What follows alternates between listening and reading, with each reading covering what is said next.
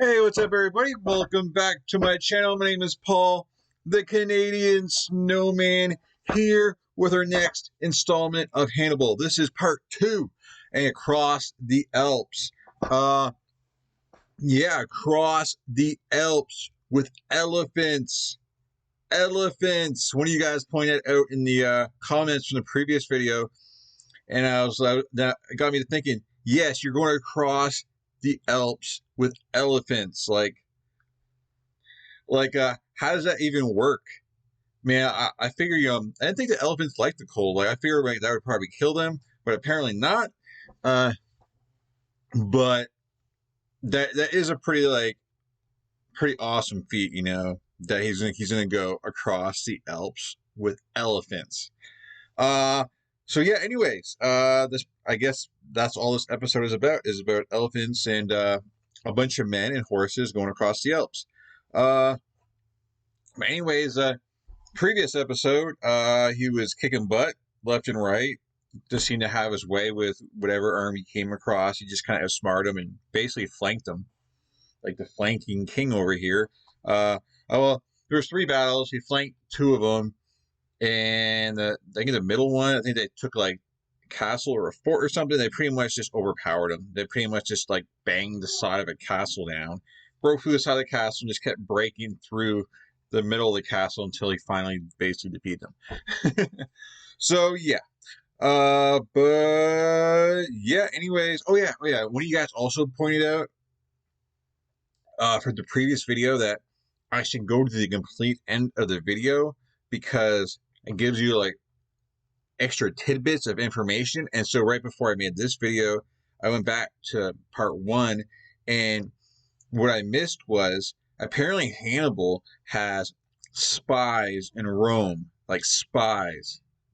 That's pretty cool, man. And apparently, like, I forget, I think it might have been Scipio.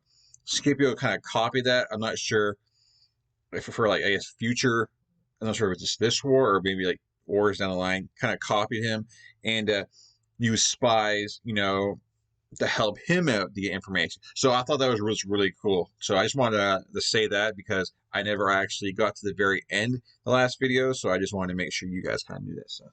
But anyways, I'm super excited about this. This is going to be a short video, but any kind of video with Hannibal is fun, right? Even though I've only done 1 episode, but the first one was great. So high hopes for another good episode.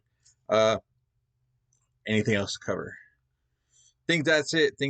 Appreciate all you guys' support last video, and yeah, please hit that like and subscribe if you haven't yet. And what else we gotta do, guys? I think we're just gonna start the video. Anything else to talk about? I'm trying to remember. I don't think so. I'll probably remember after the video. All right, let's do it, guys.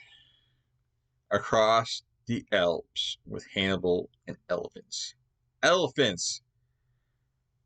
How is that possible, man? I don't know.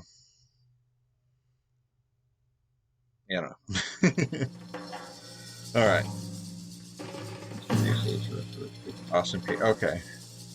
All your patrons. I actually have like a group called the History Fellowship. You're welcome to join. I don't expect anyone to join. There's no one's joined it, but it kind of reminded me of that. I do shout outs. Don't join. No one's joined.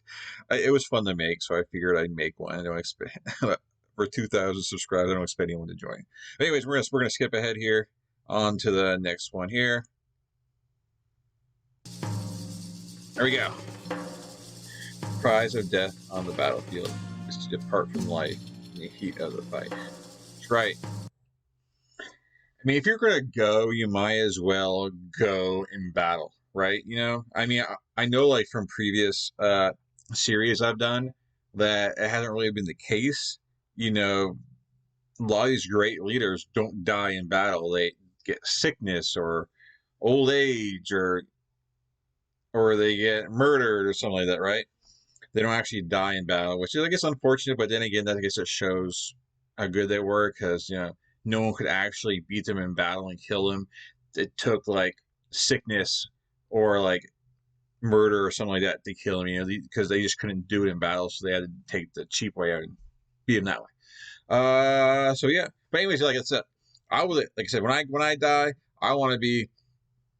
I wouldn't mind going on a fight. I want to be like 90, 100 years old, and like I don't know, just go out, man. Like if I know my days are numbered, I'd go out like a champion, dude. Just I don't know, crawl into like climb a fence of a I don't know, or the zoo and attack a lion, have him take me out. I don't know.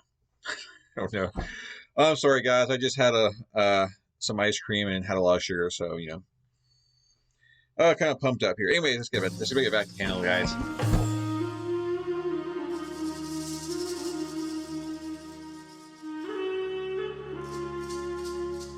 Peaceful music. It is the year 218 BC. As Roman legions under Consul Tiberius Sempronius Longus sail south to invade Carthage itself, Gnaeus Cornelius Scipio Calvus is consolidating Rome's position in Iberia. Oh yeah, I forgot. I didn't really go over. I went over a little bit, but yeah. I mean, Rome got this little bit of land here. I don't know how much that. I guess that affects what they're going to push in here, and if Rome is going to try and attack Carthage, I guess that's the kind of the thing where if they do that, they might expect Hannibal to retreat to kind of protect his homeland, kind of thing, But I'm sure that's what they're bred to say anyway. But Cornelius Scipio Calvus is consolidating Rome's position in Iberia, while his brother, Consul Publius Cornelius Scipio, rushes back to the Po Valley to take command of the Roman army there and stop Hannibal. Both sides are confident of victory. History Mark, shout out to History Mark. Great channel. Second video I've done of them. Pretty awesome. Oh yeah, don't point out. You guys also point out in the comments. See, I figured I'd remember stuff as the video went on. That they collabed with Epic History. I know, like, I can remember seeing that in a video that they collabed together, but it's still like the visuals aren't exactly the same. I mean, like it's the same thing, but it's not the same. Like the graphics, they're actually a little bit different. They're not the exact same, but they are the same. You know what I'm saying? But yes, definitely thank you for pointing that out because I forgot about that. So definitely thank you guys for pointing that out. All right. Although the Carthaginians are faced with serious setbacks in Iberia, We're here to stay. in Gaul, Hannibal speeds up his approach to the Alps when he befriends the Allobroge tribe by adjudicating in a dispute between two royal brothers over who should rule. Huh. The seemingly grateful new ruler of the tribe, Brancus the Elder, provides the Carthaginians with supplies, warm clothes, food, and guides. Nice. And so begins Hannibal's perilous journey through the Alps. Damn. But as the ascent begins, Brancus's friendly guides turn home. Here, Hannibal shows he is as skillful in mind games as he is in generalship. Oh, you guys are wrong. I just follow the path. You guys were good. He's like, this stinks. That's funny.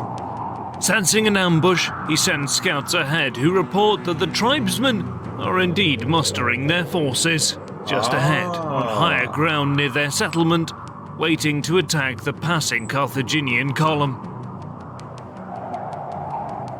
With a select group of experienced troops, Hannibal sneaks up to a position overlooking the tribal settlement and plans his next move. That's pretty smart in general that he even knew that was there. He's going through the Alps. I don't think he's ever been there. And the fact that he kind of knew where the settlement was, it's kind of very interesting that he knew where it was. I guess maybe, from, I don't know, scouts or maybe the guy who was leading them may have hinted at that. I don't know. But it's kind of cool that he found it and knows where it is. As night falls, he signals his army to proceed marching. Spotting the movement, tribal sentries raise the alarm and, just as Hannibal had hoped, an attack begins on the Carthaginian column. This is cool. Expecting the impending attack, Carthaginian troops below stand fast on the precipice. A swarm of tribal warriors smashes into their solid defensive line, the initial push throwing many over the cliff's edge. The Carthaginians hold their ground, and the tribesmen soon realize that they have fallen into a trap. Hannibal rushes downhill while Carthaginian troops from below simultaneously begin pushing uphill. Many tribesmen are cut down in a matter of minutes, their morale broken by the lightning-fast Carthaginian counterattack. With the enemy driven off, Hannibal and his men turn their attention towards the village. They storm the tribal settlement and seize all of their winter provisions. At dawn, the Carthaginian march resumes. Man, it's like that just worked out perfect for Hannibal. Now he's got a whole bunch of supplies. Yeah, cool. And yeah, like I think I've said this like in the previous Punic War. Like if you've never seen an elephant before, and back then they didn't have internet and all that stuff, so seeing like these different animals is entirely new to them, and that would freak anyone. Just like imagine you went and just found yourself a dragon that on the other side, and like that would freak you out. And so, like, seeing elephants for the first time, these huge beasts, like, because you wouldn't even know, like, what their mannerisms are. Like, if you ran into a beast that you've never seen before, know nothing about, you don't know if that thing's going to jump on you, claw your face off or whatnot. You know, obviously, we know that elephants aren't exactly the most, they're not like tigers or anything, but if you're someone who doesn't know anything about them, you wouldn't know that. So yeah, that's definitely a psychological thing. Definitely, if you know a opposing army come up and go, "Wow, I don't want none of that," you know, and take off the other way, you know. So I think elephants kind of help more in the psychological than they really do on the battlefield. Because from what I heard, they're not exactly. I could be wrong, you know. They're not exactly not the easiest to control and all that kind of thing. And so yeah, but anyways, let's continue on through the Alps here. Hannibal's kicking butt. No surprise there. Here we go. Over the following 3 days, the marching column continues unopposed. But all that changes on the 4th day, as the Carthaginians enter a narrow gorge where they are met by several tribal chiefs who offer friendship, hostages, and guides. Wow. Suspecting that the Gallic tribes from these parts are no friendlier, Hannibal accepts their offer, but takes precautions by secretly moving the vulnerable baggage train and cavalry to the front of the column, and positions his heavier infantry in the rear. Huh, smart.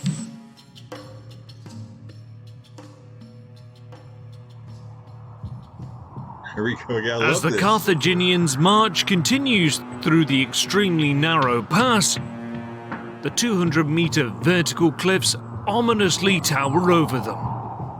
And they are not alone. The Gallic warriors are watching from above. Having set up an ambush further up the gorge, the tribesmen bide their time, shadowing Hannibal's army for 2 days. But suddenly, at a very narrow point in the gorge, the Carthaginian column gets blocked from the front as the tribesmen unleash their attack. Oh, wow. Rocks and projectiles rain down from the cliffs above onto the Carthaginians below, killing many in the process. Animals panic and trample over soldiers who hopelessly look for cover. The main Gallic force appears behind the Carthaginian column and charges the rear, expecting weakest resistance there, as they hope to loot and destroy their supply train. But again, Hannibal proves he is one step ahead of his opponents, as the heavy Carthaginian infantry he previously placed in the rear pushes back the Gallic charge and inflicts heavy losses on the enemy, forcing them to retreat after a brief battle. Get out of there! Hannibal then urges his men to push forward out of the killing zone as the barrage of rocks from above continues. It is not until 1 day later that the Carthaginians finally reach safety on the other side of the gorge. Wow. Man, you know that'd be scary. Like as soon as they started going for that main pass, I already knew exactly what was gonna happen, man. Like it's obvious, like man, having all that rocks, man. You're probably having the time of your life. The guys up there in the top throwing down the rocks on them, like man, because they're not in harm's way.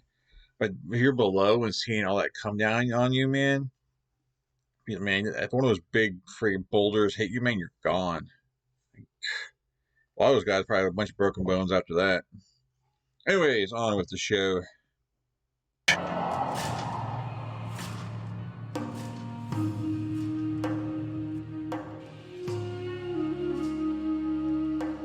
You at the end? The last of the Allobroge attacks is beaten off, but the remorseless fighting against the Gallic tribes took its toll on Hannibal's army. To make matters worse, the weather soon turns as winter comes early. Hannibal's troops find themselves battling heavy snowstorms.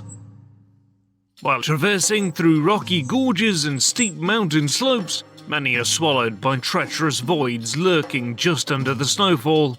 Men, animals and wagons slip and slither on the ice towards precipitous ravines and treacherous chasms. Finally, 9 days into the march, the Carthaginians set up camp just below the top of the pass as they wait for stragglers to catch up. 2 days later, Hannibal rallies his troops at the top and points to the panorama of Italy below. There he vows to his men, "You will have the capital of Italy, the citadel of Rome, in the hollow of your hands." And with that, they begin descending towards the Po Valley.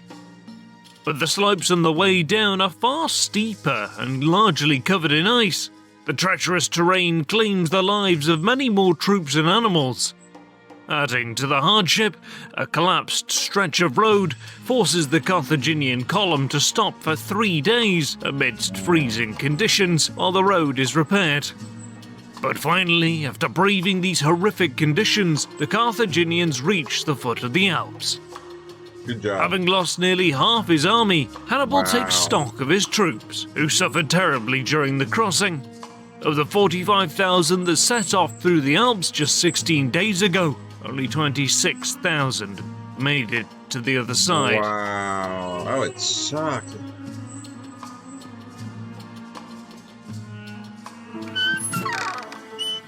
One second. During the crossing of the Alps, Hannibal supposedly rode an Asian elephant called Surus. The Syrian Asian elephants were larger than the African cousins, and by riding the enormous beasts, Hannibal believed that the fearsome spectacle would persuade the Gauls to remain loyal. I'll continue on and see what I missed.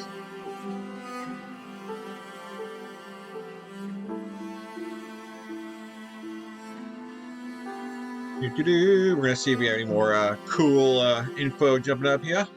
Here we go. According to legend, when the march was blocked by giant boulders, Hannibal's engineering built fires to heat up the rock and poured vats of wine and vinegar over it. Rapid transition from hot to cold cracked the giant rocks, enabling Hannibal's troops to move smaller pieces and clear the road. Wow. That's pretty cool. Good job, that's smart.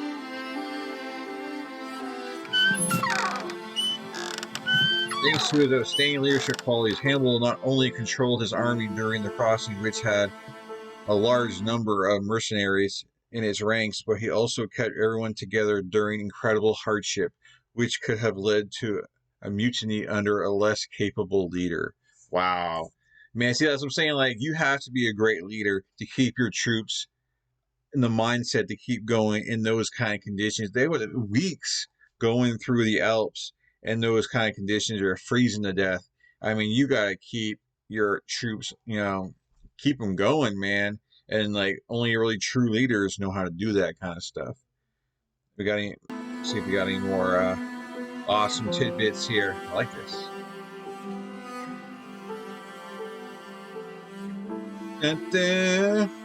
All right, any more? No, that's it. Okay. And loving memory of Mimi. Not sure who that is, but that's pretty cool. So there you have it. It's a short video. I know. I mean, some of them are longer than others, right? But I mean, this was all about getting through the Alps, and he's finally made it. Had to go against like two, tribes going through there. The first one extremely outsmarted him, and just knew exactly what they were going to do, and they're ready for him. And the second one, he really didn't have much of a choice. The situation he was in, because he doesn't know the landscape, and but he got out of there. He got out of there and took less losses than it could have been a lot worse if he didn't have the smarts to kind of put the troops behind the baggage train. I mean, that could have been it, because they could have took all the supplies, and that might have been the end of that campaign, that part of the campaign. But Hannibal's proven to be pretty awesome, but he's lost a lot of troops, and I don't know how because to make it, like you said, he wants to go to Rome. To make it all the way to Rome, I don't think you can do it on that many troops. I don't see it 25,000 troops, something like that.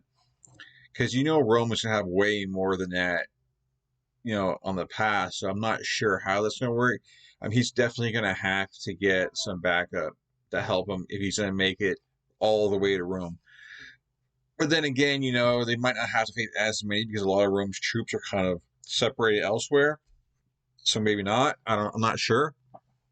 But anyways, guys, thank you for watching. Please hit that like and subscribe. Let me know your thoughts below, like always. And yeah, we're still just getting. It's only episode 2, and Hannibal, he's still going towards Rome. I mean, going towards Italy. He's not in. I'm not. I don't even know if does he get to Rome. I'm not sure it has. That's that's just really cool about not knowing nothing about history, and don't whatever, spoil things in the comments. It's cool about not knowing a whole lot about different parts of history, especially this part is the funness of finding out stuff. So this is really fun series. Of course, I'm loving how History March does their little bit of comedy. I love the graphics; it's really well done, and so yeah, that's just really awesome. But anyways, guys, like, subscribe, join, and I'll catch you guys in future videos. Always a good time. Peace. Have a good day. Love you guys. Peace.